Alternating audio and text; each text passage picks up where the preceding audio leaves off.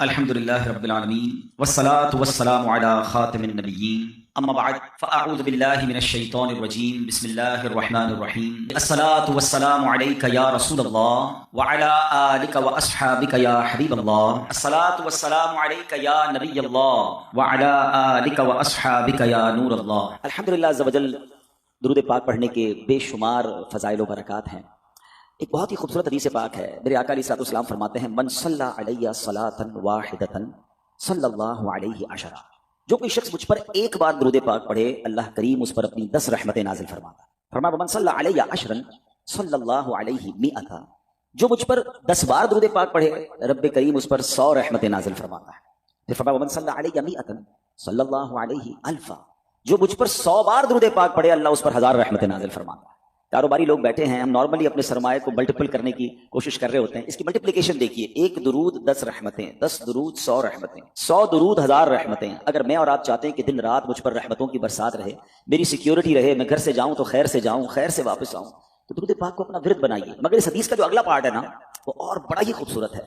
آقا فرماتے ہیں علیہ الصلوۃ والسلام ومن صلی علیہ الفا، جو مجھ پر 1000 بار درود پاک پڑھے زحمت کتفہ کتفی علی باب الجنہ، آقا فرماتے جنت کے دروازے پر اس کا کاندھا میرے کاندھے سے چھو رہا ہوگا۔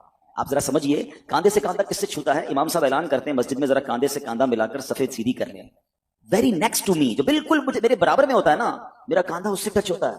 میں تو وہ امتی ہوں، وہ غلام ہوں جو تمنا رکھتا ہوں کہ آقا علیہ السلام اپنے پیچھے پیچھے جنت میں لے جائیں تو بھی میرا بیڑا پار ہے۔ مگر ادھر سے کرم نوازی دیکھیں کہ آپ فرما رہے ہیں کہ میرے ساتھ جنت میں ایسے جائے گا کہ اس کا کاندھا میرے کاندھے سے چھو رہا ہوگا۔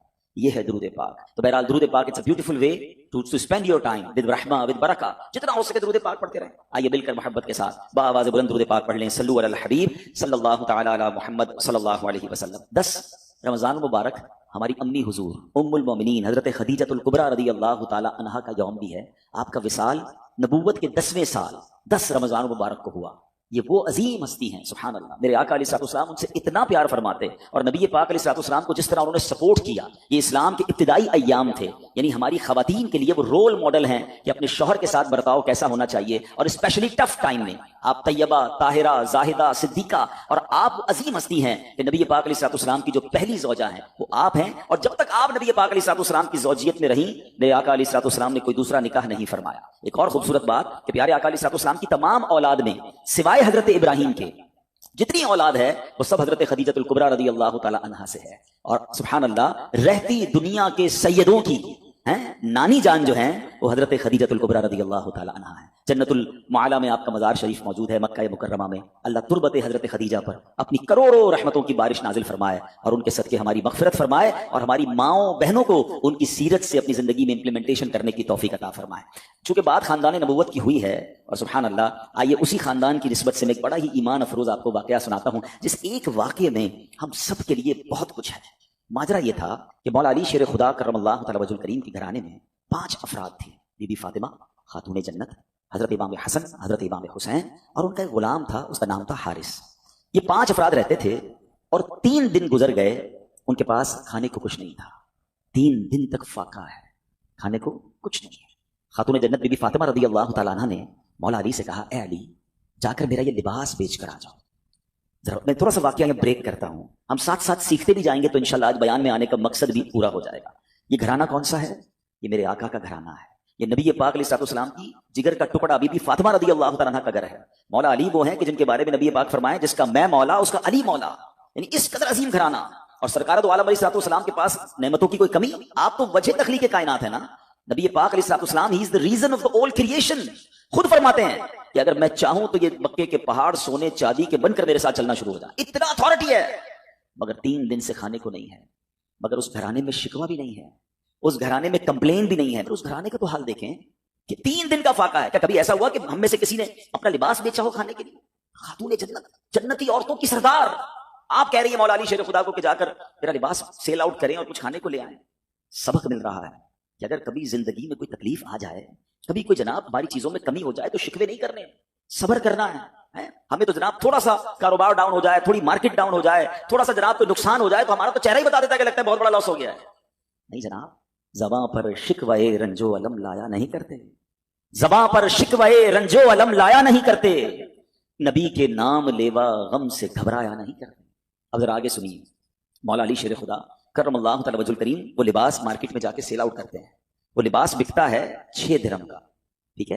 اب لاجک تو یہ کہتی ہے کہ 6 درہم کا اناج خریدیں اور گھر والوں کے لیے کھانا لے کر جائیں۔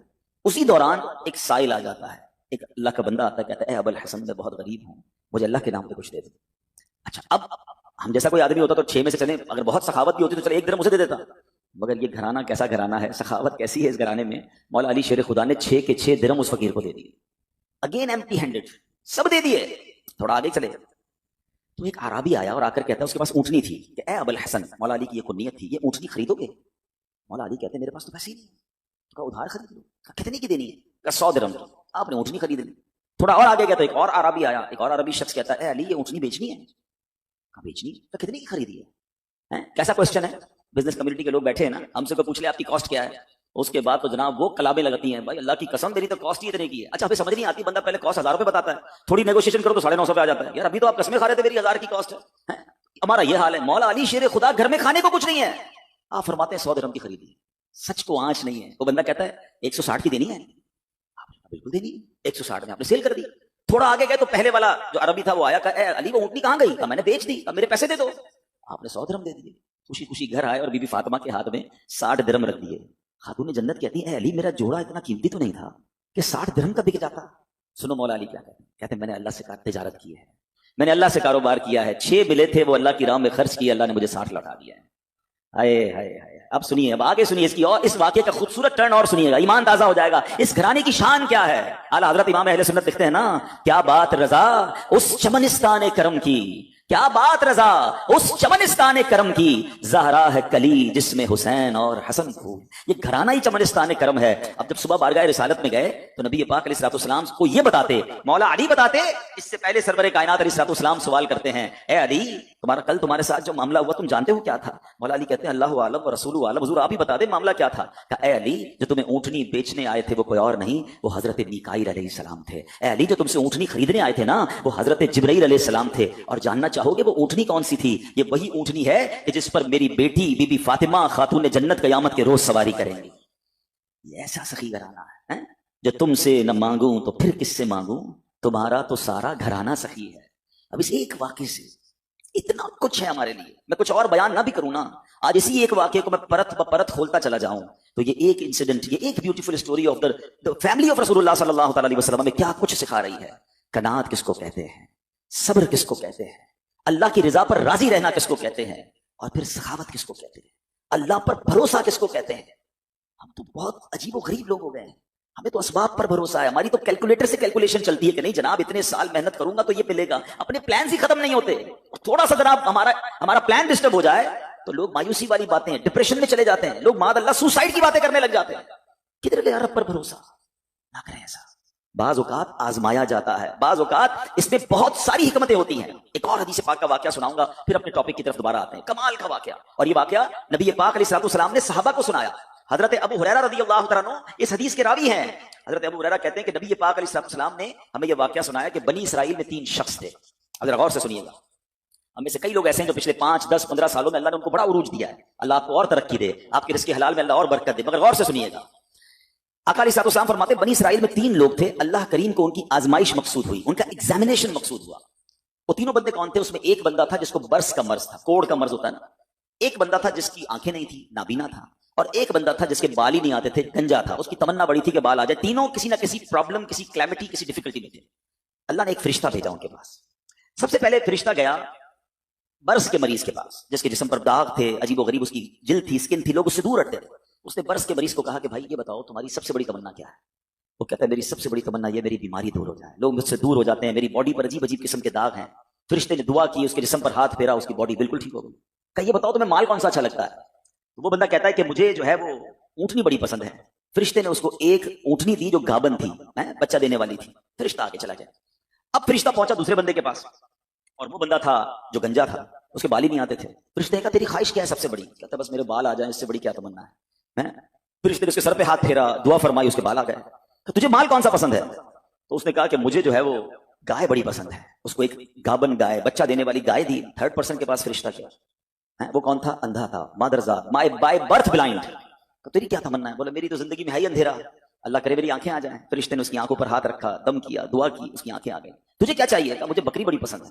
اس کو بکری دی جو بچہ دینے والی تھی, اور اس کے بعد وہ فرشتے نے برکت کی دعا دی, چلا گیا. اب اللہ کی شان دیکھی, اللہ نے ان تینوں کے مال میں خوب برکت دی. ہزاروں بکریاں ہو گئیں, ہزاروں اونٹ ہو گئے, ہزاروں گائے ہو گئی. یعنی اس زمانے کے وہ ملینر بلینر بن گئے. آفٹر سم ٹائم فرشتہ جاتا ہے اب وہ پہلے بندے کے پاس, برس کے مریض کے پاس, اور فرشتہ بھی اسی اپیرنس میں جاتا ہے. فرشتہ خود بھی برس کا مریض بن کے جاتا ہے, اور جا کر کہتا ہے بھائی مجھے کوڑ کا مرض ہے, غریب مسافر ہوں, اللہ نے تجھے بڑا مال دیا ہے, ایسا کر کے جو اتنی سارے تیرے پاس سینکڑوں ہزاروں اونٹ ہیں, مجھ غریب کو ایک اونٹ نہیں دے دے. وہ بندہ کہتا ہے کہ یہ تو میں نے خود کمایا ہے, یہ تو سب میری ایفرٹ ہے, میرے تو باپ دادا کی میراث ہے. یہ تجھے اللہ نے نہیں دیا, تو کچھ عرصہ پہلے غریب تھا. کہتا ہے نہیں کس نے کہا تجھے, میں تو پہلے سے ہی مالدار تھا, میرے تو فیملی کا یہ سارا مال ہے, یہ میں نے اپنی محنت سے کیا ہے. فرشتے نے کہا ٹھیک ہے, اگر تو سچا ہے تو ٹھیک ہے, اور اگر تو جھوٹا ہے تو اللہ تجھے پہلے جیسا ہی کر دے. فرشتہ دوسرے کے پاس گیا. اب کس کے پاس گیا؟ گنجے کے پاس. کہا بھائی میں بڑا غریب انسان ہوں, مسافر ہوں, تجھے اللہ نے بڑا مال دیا, اتنی گائے ہیں, ایک گائے مجھے دے دے. تو بھی تو غریب تھا کچھ عرصہ پہلے. کہتا کس نے کہا تمہیں میں غریب تھا, میں تو شروع سے مالدار ہوں, میرے باپ دادا کی جائیدادیں تھی, یہ تو میرا اپنا کمایا ہوا مال ہے, میں نے کیا ہے سب کچھ, میرے پاس کچھ نہیں ہے تجھے دینے کے لیے. ٹھیک ہے اگر تو صحیح کہتا ہے تو ٹھیک ہے, اگر جھوٹ بولتا ہے تو اللہ تجھے پہلے جیسا کر دے. اب فرشتہ تیسرے بندے کے پاس گیا جو اندھا تھا, پہلے آنکھ والا ہو گیا تھا. فرشتہ آنکھ بغیر کا بن کے اس کے پاس گیا کہ بھائی میری آنکھیں نہیں ہیں اور میں غریب بھی ہوں, تجھے اللہ نے اتنی بکریاں دی ہیں, کچھ مجھے بھی دے دے. پتہ ہے اندھا کیا کہتا ہے؟ سابقہ اندھا, سچی بات ہے, آنکھ والا تھا. وہ کہتا ہے بھائی ٹھیک کہتے ہو, میں تو پہلے اندھا تھا, میرے پاس تو کچھ بھی نہیں تھا, یہ سب میرے رب نے دیا ہے مجھے. تو بھی اسی پرابلم میں جس پرابلم میں میں پہلے تھا. اے میرے بھائی تجھے جو لینا ہے لے لے, مجھے رب نے کہاں سے کہاں پہنچا دیا, میرے پاس تو تھا ہی کچھ نہیں, تو بھی میری طرح غمزدہ ہے. اے بھائی یہ بکریاں تیری, جتنی چاہیں لے جا. فرشتہ کہتا ہے مجھے کچھ نہیں چاہیے, اللہ تیرے مال میں برکت ڈال دے, یہ تیری آزمائش تھی جس میں تو کامیاب ہوگی. یہ حدیث پاک میں نبی پاک علیہ الصلوۃ والسلام نے واقعہ صحابہ کو سنایا. آج سچ بتائیں ہماری کیفیت کیا ہے؟ ہم جب کچھ بن جاتے ہیں تو ہماری زبانوں پر یہ آتا ہے کہ یہ میں نے کیا ہے, یہ میرا کمال ہے, یہ میرے بیسٹ ڈیسیژن تھے, یہ میرا وقت پہ فیصلہ تھا, میں نے پراپرٹی اٹھا لی تھی تو جناب اتنے آگے پہنچ گیا. نہیں پیارے پیارے اسلامی بھائی, یہ نہ کرنا. ہمیشہ زندگی میں ایک ذہن بنائی رکھنا کہ جو کچھ دیا ہے وہ میرے رب نے دیا ہے, میری کوئی اوقات نہیں ہے. ارے مجھ سے زیادہ عقل مند لوگ موجود ہیں, مجھ سے زیادہ پڑھے لکھے سمجھدار لوگ موجود ہیں. اگر رب نے مجھے نوازا ہے تو یہ صرف اس کی مہربانی ہے. اور جب بندہ اترانے لگ جاتا ہے, جب اپنی شہرت, اپنے مال, اپنی عزت پر یہ گھمنڈ اختیار کرتا ہے, تو ایک بات یاد رکھیے گا, وَتُعِزُّ مَن تَشَاءُ وَتُذِلُّ مَن تَشَاءُ بِيَدِكَ الْخَيْرُ. اللہ جسے چاہے عزت دیتا ہے, جسے چاہے ذلیل فرما دیتا ہے. ہم نے کروڑوں جس کے فالوورز ہیں ان کو دیکھا منٹوں میں ذلیل ہوتے ہوئے, زکات دینے والے دنوں کے اندر زکات لینے والے بنتے دیکھے. اے میرے پیارے اسلامی بھائیوں, دنیا میں عروج والے جیلوں میں گرفتار ہوتے بھی آپ نے دیکھے. وقت نہیں لگتا بدلنے میں. عاجزی, انکساری اور اللہ پر بھروسہ رکھنا. ہم نے جو خاندان نبوت کا واقعہ سنا نا, اس میں سب سے بڑا میسج پتہ ہے کیا ہے؟ کہ آزمائشیں آتی ہیں, ہم نے اس آزمائش پر صبر کرنا ہے. ہم بے صبری کر جاتے ہیں. قرآن مجید فرقان حمید میں رب عز و جل نے واضح اعلان فرما دیا, یعنی کمال دیکھیں, ہمیں پہلے سے بتا دیا تمہارا ایگزامینیشن آنے والا ہے. کیا فرمایا؟ وَلَنَبْلُوَنَّكُمْ بِشَيْءٍ مِّنَ الْخَوْفِ وَالْجُوعِ وَنَقْصٍ مِّنَ الْأَمْوَالِ وَالْأَنفُسِ وَالثَّمَرَاتِ. یعنی اللہ نے فرمایا ان قریب تمہیں آزمائیں گے, بی ریڈی, بی کیئرفل, آپ کا ایگزام ہونے والا ہے. اچھا یہ بھی نہیں فرمایا کہ کسی بھی چیز سے ایگزام ہو جائے گا, ہمیں ایگزامینیشن کے کوسچن بھی بتا دیے کہ کیا کیا ٹیسٹ آ سکتا ہے. ہم کہتے ہیں ذرا گیس پیپر تو بتائیں کوسچنز کیا ہوں گے. قرآن نے بتا دیا ہے کہ کیا کیا ٹینشن آ سکتی ہے. کیا فرمایا؟ بِشَيْءٍ مِّنَ الْخَوْفِ, کبھی خوف آئے گا, ڈر لگے گا, دشمن سامنے آ جائیں گے, ہیں بچوں کے لیے خوف ہو جائے گا, ماحول آپ کے آس پاس کا ڈینجرس ہو سکتا ہے. وَالْجُوعِ, کبھی بھوک سے پریشان ہو جاؤ گے, مال کم ہو جائے گا, غربت آ سکتی ہے. پھر فرمایا بِشَيْءٍ مِّنَ الْخَوْفِ وَالْجُوعِ وَنَقْصٍ مِّنَ الْأَمْوَالِ, تمہارے مال خراب ہو جائیں گے. کبھی آپ شپمنٹ منگوائیں گے, کبھی آپ نے اسٹاک خریدا ہوگا, کبھی دکان لگائی ہوگی, اچانک مال میں کوئی فالٹ نکل آئے گا, آپ کا کاروبار ڈاؤن ہونے لگ جائے گا. یہ بھی ہو سکتا ہے. والانفس والثمرات, تمہارے جسموں میں پرابلم آ سکتی ہے, ہم بیمار ہو سکتے ہیں, ہماری باڈی میں پرابلم. بندہ کہتا ہے چلتے چلتے بیمار ہو گیا, every thing is going good, اچانک کون سا وائرس نکل آیا. یہ ٹینشن, یہ امتحان ہونا ہے.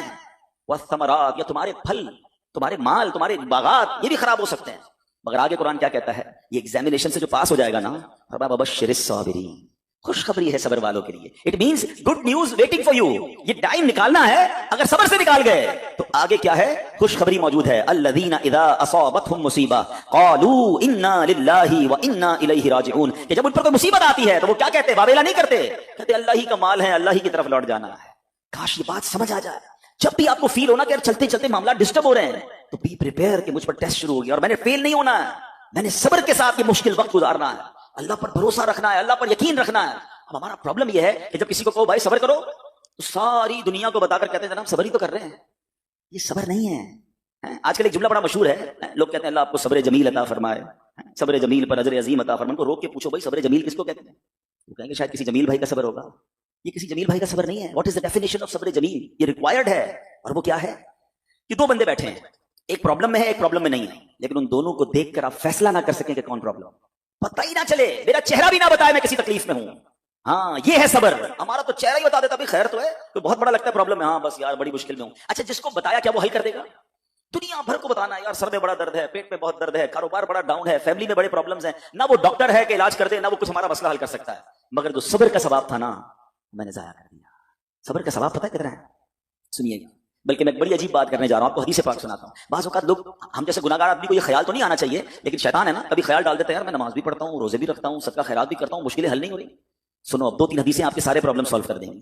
حدیث پاک کا مضمون ہے, اللہ کے حبیب علیہ السلام فرماتے ہیں کہ اللہ جب کسی بندے سے محبت کا ارادہ فرماتا ہے, اس پر آزمائشوں کی بارش بھیج دیتا ہے نا. عجیب بات. اللہ مجھ سے پیار بھی کرے اور مجھ پر آزمائشیں بھی بھیجے. حدیث کا اگلا حصہ اس کو پراپر ایلیبریٹ کرتا ہے, ڈسکرائب کرتا ہے کہ مشیت الہی یہ ہوتی ہے. حدیث کا خلاصہ ہے کہ اللہ کی رضا یہ ہوتی ہے کہ اللہ بندے نے جو دنیا میں گناہ کیے ہیں نا, خطائیں ہو گئی ہیں میرے بندے سے, اس پر کچھ آزمائشیں بھیجوں, یہ صبر کرے تو پھر میری بارگاہ میں آئے تو اس کے سارے گناہ معاف ہو گئے ہوں, میں سے جنت میں داخل کر دوں. یعنی یہ آزمائشیں تو مجھے میرے گناہ معاف کروانے آ رہی تھی, میرے اللہ کی بارگاہ میں مجھے اللہ سے قریب کرنے آ رہی تھی, اور میں نے واویلا کر کے, میں نے شکوے کر کے وہ سارا ثواب ضائع کر دیا. ایک اور حدیث پاک سنیے. اللہ رب العالمین کی بارگاہ میں بندے کا کوئی مرتبہ لکھا ہوتا ہے, ٹھیک ہے, اور بندہ عبادت کے ذریعے روزے رکھ کر, نمازیں پڑھ کے, تلاوت کر کے وہ وہاں نہیں پہنچ پا رہا ہوتا. اللہ چاہتا ہے کہ بندہ اس رینک تک پہنچ جائے. اللہ اس پر آزمائش بھیجتا ہے تاکہ میرا بندہ صبر کر لے تو اس کو وہ مرتبہ عطا ہو جائے. ہائے ہائے, یعنی آزمائش مجھ پر میرے رینک بلند کرنے, میرے درجے بلند کرنے آئی, اور ہائے میری بے صبری کہ میں نے وہ سب ثواب ضائع کر دیا. نہ کریں میرے پیارے اسلامی بھائی, مشکلیں آتی ہیں. اچھا پھر پتہ ہے پرابلم کیا ہے؟ ہمارا ایک اور بڑا ایشو ہے, ہم کسی کو مسکراتا دیکھتے ہیں, کسی کو اچھے کپڑے دیکھ لیتے ہیں, کسی کی بڑی گاڑیاں دیکھ لیتے ہیں, کسی کا بڑا گھر دیکھ لیتے ہیں, ہمیں لگتا ہے یار یہ کتنا مزے میں ہے, یار میں یہ اکیلا پریشان ہوں. یہ آپ کی بھول ہے. ایک بات یاد رکھیے گا, زندگی کی گاڑی مسائل کے پہیوں پر ہی چلتی ہے. امیر کے مسئلے اور ہیں, غریب کے مسئلے اور ہیں. شہرت جس کو ملی ہے نا, اس کے پرابلمز اور ہیں. جو غیر معروف ہے اس کے پرابلم اور ہے. زمانے میں ہر کسی کو کچھ نہ کچھ ایشو ضرور ہے. یہ نہ سمجھے کہ یار یہ اتنا مسکرا رہا ہے, کیا پتہ اس مسکراہٹ کے پیچھے کتنے دکھ چھپائے بیٹھا ہے. آپ یقین کریں, بلیو کریں, ایسا نہیں ہے کہ سب لوگ 100% خوشحال ہیں. پرابلم سب کے ساتھ ہوتے ہیں. ابھی میں کیا بتاؤں آپ کو, ہمارے پاس تو لوگ دعائیں کروانے آتے ہیں نا, ایسی پرابلم بتاتے ہیں کہ پیروں سے زمین نکل جاتی ہے. بعض اوقات ہم اتنے بڑے گھر میں جاتے ہیں, اس کی گاڑیاں کروڑوں روپے کی کھڑی ہیں, ان سے ملاقات ہوئی, وہ کہتے ہیں حضرت آپ سے الگ سے دعا کروانی ہے. جب وہ بیچارہ اپنا مسئلہ بتاتا ہے نا, ہمیں لگتا ہے ہمارا تو غم ہی کچھ نہیں ہے, کہ کتنی بڑی آزمائش سے گزر رہا ہے, کتنی بڑی پرابلم سے گزر رہا ہے. میں آج کی آپ کو مثال دیتا ہوں. ایک ہمارے بہت اچھے بھائی تھے, آج سے کچھ عرصہ پہلے انہوں نے ہمیں ایک ماشاءاللہ پراپرٹی دعوت اسلامی کے لیے بچیوں کے مدرسے کے لیے دی, اور اس کے چند دنوں بعد ان کا وصال ہو گیا. ان کو بیچاروں کو کینسر تھا. میں ان کے گھر پہ دعا کرنے گیا, ان کے بیٹے نے مجھ سے جب گلے لگا نا تو بیٹا رونے لگا. اچھا میں سمجھا کہ بیچارہ اپنے والد کو یاد کر کے رو رہا ہے, ظاہر ہے 16 دن پہلے انتقال ہوا. اندر گئے, دعا کی, اس کے بعد میرے کان میں کہتا ہے کہ عبدالرحیم بھائی اس وقت میری زوجہ ہاسپٹل میں ہے. میں نے کہا کیا ہو گیا؟ کہ میری وائف کو بلڈ کینسر ہو گیا. والد کا کینسر میں انتقال ہوا ہے. اللہ نے بڑا نوازا ہے ان کو, جیولرز ہیں, لیکن میں یقین کریں, میں آپ کو سچ بتا رہا ہوں, میں گاڑی میں بیٹھ کے میں بھی رونے لگا, کیونکہ وہ بندہ جب مجھے چھوڑنے آیا نا پھر میرے گلے لگ کے رو رہا تھا. میں سوچنے لگا یار کتنا دکھ ہے لوگوں کو, اللہ نے کتنی بڑی ہم پر مہربانیاں کی ہیں. اگر مجھے کوئی بڑی بیماری نہیں ہے, میرے بچے میرے ساتھ ہیں, میری فیملی میرے ساتھ ہے, نہیں چاہیے یار دنیا کے سارے اللہ تعالی نہ ملے اتنی ساری لگژریز, صحت سے بڑھ کے کچھ نہیں ہے, مگر ہمیں اس کی قدر ہی نہیں ہے, ہمیں اس کی کوئی اہمیت کا اندازہ ہی نہیں. پوچھو ان سے, کروڑوں روپے ہیں مگر علاج نہیں ہو پا رہا, ڈاکٹر بعض اوقات مایوس کر دیتے ہیں. کتنا تکلیف میں ہیں لوگ, اور ہم ہیں کہ چھوٹی چھوٹی باتوں پر بے صبری. صبر تو کریں, اللہ کی رضا پر راضی تو رہے. میں نے آپ کو خاندان نبوت کا واقعہ سنایا, ارے کھانے کو کچھ نہیں ہے مگر شکوہ نہیں ہے. کاش یہ بات ہمیں سمجھ آ جائے اور ہم ہر حال میں اللہ کا شکر ادا کرنے والے بن جائیں. اور ایک اور میں آپ کو بات بتاؤں, ہم جو دنیا والوں کو بتاتے ہیں نا, ہوتا کچھ نہیں ہے اس سے. مت بتایا کرو دنیا والوں, صحیح بتاتا ہوں, مت بتایا کرو, اپنے غم مت بتایا کرو, ثواب بھی چلا جاتا ہے. اور بعض اوقات یہ دنیا والے نا ہمارا مذاق بھی اڑاتے ہیں. ہم جب کسی کو اپنا پرابلم بتاتے ہیں نا, ہمارے سامنے تو بڑے اچھے بنتے ہیں کہ اچھا ٹھیک ہے میں کرتا ہوں کچھ, بعد میں جا کے دنیا میں باتیں کرتے ہیں, آیا تھا میرے پاس ہے, اس کا یہ مسئلہ ہے, ہاں باتیں بڑی کرتا ہے, بڑی پرابلم میں ہے. کیوں بتاؤں میں دنیا والوں کو؟ وہ نعت کا شعر ہے نا, کسی کا احسان کیوں اٹھائیں, کسی کو حالات کیوں بتائیں, کیوں بتاؤں میں دنیا والوں کو مجھے کیا غم ہے نا. میرے آقا سلامت رہے ہیں, اللہ کے حبیب علیہ الصلوۃ والسلام ہیں, اور رب عز و جل کی بارگاہ ہے, میں ادھر عرض کروں نا, کسی کا احسان کیوں اٹھائیں, کسی کو حالات کیوں بتائیں, آقا تم ہی سے مانگیں گے تم ہی دو گے, تمہارے در سے ہی لو لگی ہے. ہاں اللہ رسول کی بارگاہ میں عرض کیا, ادھر آنسو بہاؤ, نہ بتاؤ دنیا والوں کو. ایک اور کمال کا شعر ہے کہ دنیا والے تو درد دیتے ہیں, دنیا والے تو درد دیتے ہیں, زخمی دل کی دوا مدینہ ہے. تو جب دنیا والوں نے کوئی ہمارا بھلا کرنا بھی نہیں نا, ان کے ہاتھ میں ہے, شفا دینے والی ذات میرے رب کی, برکت دینے والی ذات میرے رب کی, تو اللہ سے باتیں کرو نا. تو آج سے یہ ذہن بنا لے میرے پیارے اسلامی بھائی, مشکل آنی ہے تو صبر کے ساتھ وہ وقت گزارنا ہے. اللہ کی رضا پر راضی رہنا ہے. وہ بڑا کریم ہے, وہ اپنے غیب کے خزانوں سے آپ کو عطا فرمائے. توجہ بیان کی طرف رکھیے گا. اور اب آتے ہیں اس پورے واقعے سے ایک اور خوبصورت بات جو ہمیں سیکھنے کو ملی, اور وہ بات کیا ہے کہ نبی پاک کے خاندان کی سخاوت کیسی تھی. مولا علی شیر خدا کے پاس صرف 6 درہم تھے, آپ نے وہ سب کے سب دے دیے. مگر آج حال یہ ہے کہ لوگ اپنی زکوٰۃ ادا نہیں کرتے. آج زکوٰۃ لوگوں کو بھاری پڑنے لگ گئی ہے. جب کیلکولیٹ کرتے ہیں کہ جناب کروڑوں روپے زکوٰۃ, تو اس کے بعد ان کو بھاری لگتی ہے. نہ کریں ایسا. یہ زکوٰۃ مال کا میل ہے, اور اگر یہ مال کا میل آپ کے مال سے جدا نہ ہوا تو یہ آپ کے مال کو بھی میلا کر دے گا. ایک بات یاد رکھیے گا, سرکار دو عالم صلی اللہ تعالی وسلم کا یہ فرمان ہے, اپنی زکوٰۃ ادا کر کے اپنے مال کو مضبوط قلعوں میں قید کر لو. اگر میں اور آپ چاہتے ہیں نا کہ میری آپ کی پراپرٹی سیکیور رہے, ہمارے مال و اسباب سیکیور رہے, تو حدیث پاک میں تو فارمولہ موجود ہے کہ اپنے مال کو زکوٰۃ دے کر مضبوط قلعوں میں قید کر لو. لیکن یہاں زکوٰۃ دینے کے لیے تیار نہیں لوگ, لمسم نکال دیتے ہیں, کیلکولیٹ نہیں کرتے. یاد رکھیے یہ مال ہی عذاب بن جائے گا اگر آپ زکوٰۃ پوری ادا نہیں کرتے. اگر ہمارے پاکستان میں سارے سرمایہ دار کچھ نہ کریں, اپنی زکوٰۃ پوری ادا کر دیں, سارے زمیندار اپنی زکوٰۃ پوری ادا کر دیں, آپ اپنی آنکھوں سے دیکھیں گے کہ غربت کتنی جلدی ختم ہوتی چلی جا رہی ہے. میں نے ایک بار کیلکولیشن کی, ذرا سنیے گا. پاکستان زرعی ملک ہے, ٹھیک ہے, اور اس کی زراعت کی جو کیلکولیشن ہے وہ انٹرنیٹ پر موجود ہے. You can search your self. آپ چیک کر لیں کہ 2023 میں پاکستان کی ٹاپ 20 کراپس کون سی ہوئی ہیں. آپ انٹرنیٹ پر خود ڈھونڈ لیں, آپ کے سامنے اس کراپ کی کیلکولیشن بھی آ جائے گی کہ اتنے ملین ٹن, اتنے جناب کروڑ کےجی جو ہے وہ گندم ہوا, تو کاٹن ہوا, تو فروٹس ہوئے, تو شوگر ہوئی. پاکستان کو اللہ نے بڑا نوازا. شریعت کا حکم کیا ہے, جس اللہ رسول کی ہم بات کر رہے ہیں, جس اسلام کو ہم نے قبول کیا ہے, شریعت کا حکم یہ ہے کہ اگر آپ کی فصل اگتی ہے تو اس فصل میں اگر بارش کا پانی ہے اور آپ اپنا پانی پرچیز نہیں کر رہے اور صرف بارش سے آپ کی فصل اگ رہی ہے, تو جتنی فصل ہوگی 10% عشر کیا کہتے ہیں 10ویں حصے کو, وہ آپ نے نکال دینا ہے اللہ کی راہ میں. وہ غریبوں کا حق ہے, وہ زکوٰۃ ہے زمین کی. اور اگر آپ پانی ٹیوب ویل وغیرہ سے لیتے ہیں, پیسوں سے خریدتے ہیں, تو 5%. آپ بلیو کریں, میں بیٹھا کیلکولیٹر لے کر کہ پاکستان کی ٹاپ 10 کراپس کتنی ہوتی ہیں, اس کی مالیت کتنی ہے, اس کی ویلیو کتنی ہے, وہ میں نے بنائی اور اس کا 5% لگایا جو دینا ہی دینا ہے. آپ یقین کریں وہ بھی خربوں روپے میں بن گیا. یہ خربوں روپے کہاں ہیں؟ اگر ہم زکوٰۃ دیتے تو کتنے غریبوں کا بھلا ہو جاتا, کتنے گھر خوشحال ہو جاتے. اچھا یہ تو صرف زمین کی زکوٰۃ ہے, پراپرٹیز کی زکوٰۃ, اور وہ خربوں روپے کے لوگ مالک ہیں. مگر جب کیلکولیٹر چلاتے ہیں نا, اوئے ہوئے ہوئے زکوٰۃ جناب 10 کروڑ روپے بن جائے گی, تو پھر بھاری لگتی ہے. اللہ کے بندے, اللہ نے 4 ارب دیے ہیں تو 10 کروڑ زکوٰۃ ہے نا, تو ٹینشن کائے کی ہے, شکر ادا کرو. اللہ نے دینے والا بنایا, مانگنے والا نہیں بنایا. مگر آج زکوٰۃ بھاری پڑ گئی ہے. آپ کو پتا ہے قارون کیوں دھسایا گیا تھا؟ قارون یہ حضرت موسیٰ کا کزن تھا, یہ تورات کا عالم تھا اور بڑا عالم دین تھا.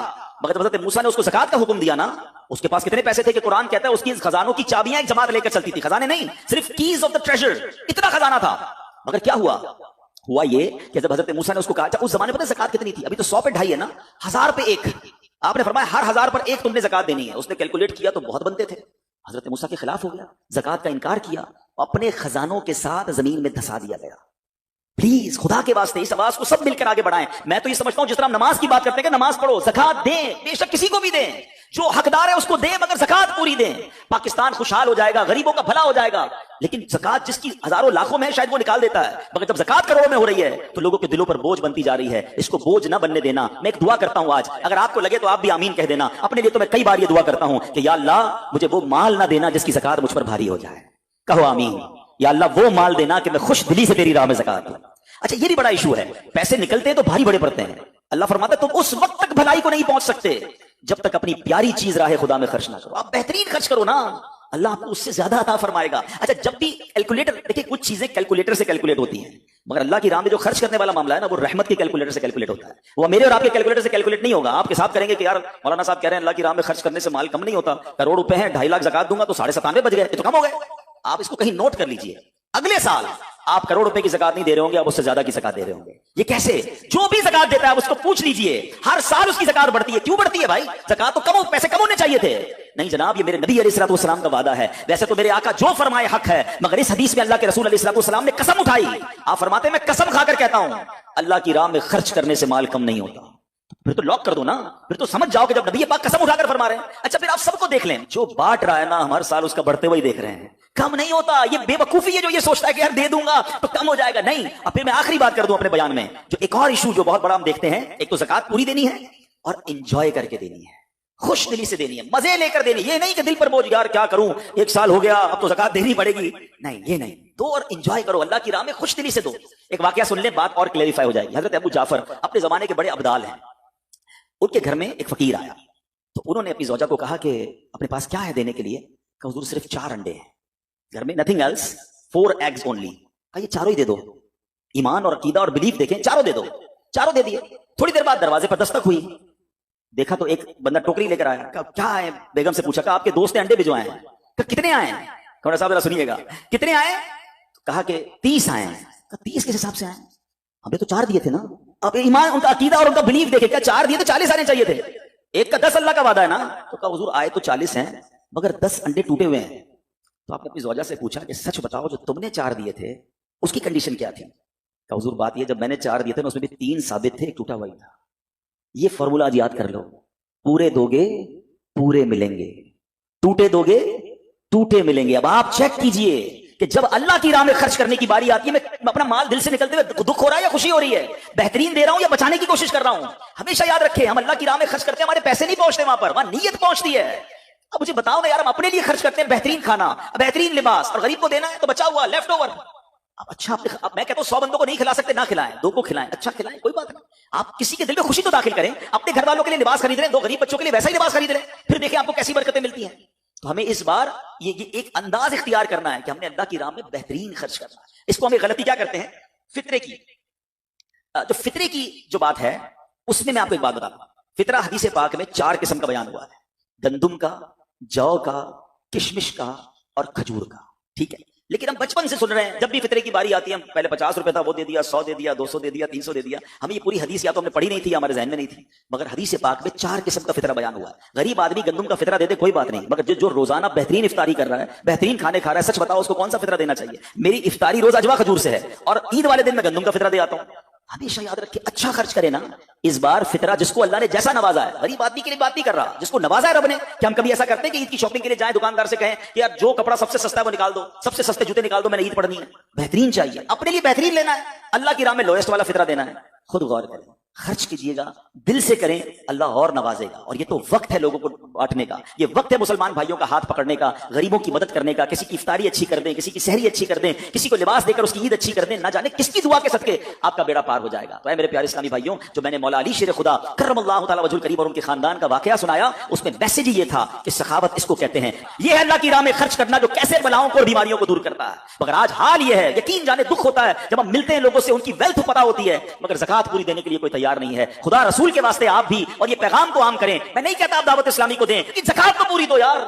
یہ وہ مال ہے جو آپ مارے جاؤ گے, یہ مال آپ کے لیے عذاب کا باعث بن جائے گا. اور واللہ میں 2-4 دن پہلے ایک بزنس مین کے پاس گیا, بعض اوقات ہمیں بزنس مین بھی سکھا رہے ہوتے ہیں. کیا کمال کی اس نے مجھے بات کہی, وہ کہتے ہیں عبدالحبیب بھائی میرا یہ پیغام ذرا بزنس کمیونٹی تک پہنچائیے گا کہ جو زکات نہیں دیتے نا اور جو خرچ نہیں کرتے, ان کو پتہ ہی نہیں ہے وہ کتنا بڑا لاس کر رہے ہیں. میں جب سے میں نے بانٹنا شروع کیا ہے, میرے مال میں ایسے برکت آئی ہے, میں خود حیران ہوں. میرے سامنے ڈیل ہوتی تھی, وہ مجھے نظر نہیں آتی تھی, میں ادھر اللہ کی راہ میں صدقہ کرتا ہوں, ایسا لگتا ہے آنکھوں سے پردہ اٹھتا ہے, میرا کام ہو جاتا ہے. تو ان کو بتائیے آپ اپنا خود نقصان کر رہے ہیں اللہ کی راہ میں خرچ نہ کر کے. تو یہ ڈیوٹی ہے, بچپن سے سنا تھا اسلام کے 5 پلر ہیں, توحید, روزہ, نماز, حج اور زکات. ہم زکات کو تو ایسے اگنور کر بیٹھے ہیں کہ جناب دے دی اپنی مرضی سے, کوئی 5 لاکھ دیتا ہے, کوئی 10 لاکھ دیتا ہے, زکات کس کو جاری ہے یہ بھی نہیں سوچ رہے کہ میری زکات کا یہ مستحق ہے کہ نہیں, میں جس آرگنائزیشن کو دے رہا ہوں اس کے پاس کوئی زکات ادا کرنے کا صحیح فارمولا ہے کہ نہیں, یا میں جس بندے کو دے رہا ہوں وہ زکات کا مستحق ہے کہ نہیں. بس سر سے ایک بوجھ اتارنا ہے, لم سم اماؤنٹ دے دینی ہے, یہ نہیں چلے گا. خدا را یاد رکھیے, زکات پوری کیلکولیٹ کرنا بھی آپ